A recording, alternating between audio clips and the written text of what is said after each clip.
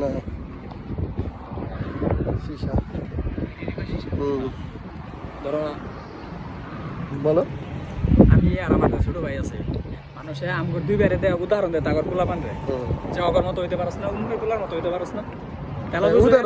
উদাহরণ দিব আল্লাহ তাআলা তোরা যেভাবে বানাইছে তুই তো এইভাবেই হবি। আল্লাহ বুঝো না এলাকায় কিরম নামটা আছে, কঠিন নাম।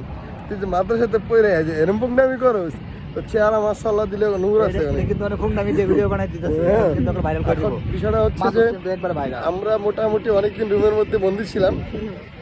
মাহে রমজান চলে গেছে, তো আজকে ঈদের দ্বিতীয় দিন সৌদি আরবে। ফাইনালি আমরা সবাই বোরিং ফিল করতেছিলাম যে আসলে রুমের মধ্যে খালি খাও নাও শুয়ে থাকো, এই তিনটার বাইরে আর কোনো কিছু ছিল না আমাদের।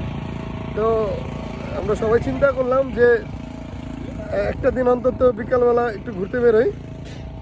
তো আমরা মোটামুটি 8-9 জন আসছি। হ্যাঁ, 8-9 জন আসছি হলো, এটা ছিল দামবাম সাগর পার। এখানে হিউজ পরিমাণ মানুষ এখানে আছে, সামনে একটা পার্ক আছে। তো আসলে মানে প্রবাসী জীবনের মানুষের যে আসলে প্রবাস জীবনে যে কত কষ্টে বলেন না কেন, কষ্টের জীবন শুরু করতে গিয়ে আগে সুখের জীবনটা দেখতেছি, আনন্দ করতেছি।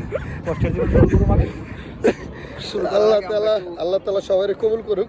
স্বপ্ন পূরণ করতে আইয়া নিজের বাতরে একটা স্বপ্ন হয়ে গেছে।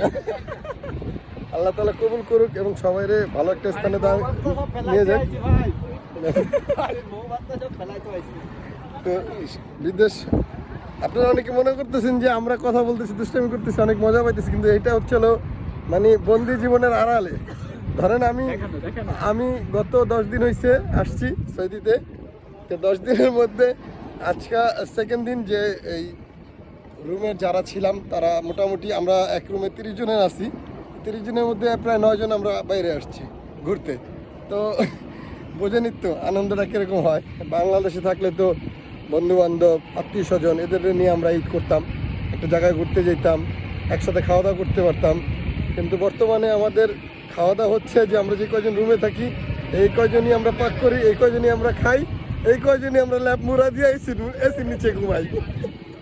বুঝছেন বিষয়টা? তো প্রবাস কষ্ট আছে, মজাও আছে।